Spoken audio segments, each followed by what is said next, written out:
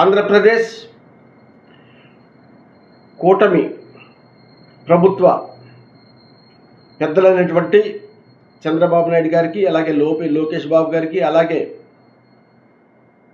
జిల్లా మంత్రి అచ్చెన్నాయుడు గారికి, అలాగే కేంద్ర మంత్రి రామ్మోహన్ రెడ్డి గారికి అందరికీ కూడా మనస్ఫూర్తిగా నమస్కారం తెలియజేసుకుంటూ, అయ్యా ఈరోజు జనసేన పార్టీ కూటమిలో భాగస్వామ్యంగా ఉంది. అది తెలిసిన విషయం. పవన్ కళ్యాణ్ గారు పదే పదే చాలా సందర్భాల్లో చెప్పడం కూడా జరుగుతుంది. కూటమి అన్నది ఇక ముందు 15 సంవత్సరాల వరకు ఇదే కూటమి పరిపాలిస్తుందన్న మాట ఆడుతున్నారు. కానీ దానికి విరుద్ధంగా షుడా చైర్మన్ రవికుమార్ గారి మీద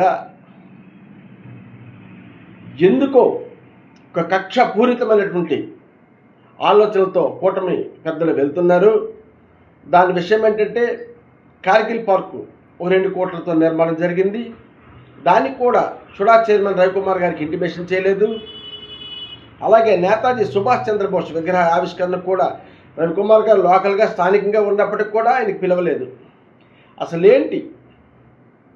ఒక్కసారి ఆలోచన చేసుకోవాల్సిన ఆవశ్యకత ఈరోజు కనిపిస్తుంది. ప్రజలు గమనిస్తున్నారు, అపోజిషన్ పార్టీ గమనిస్తుంది.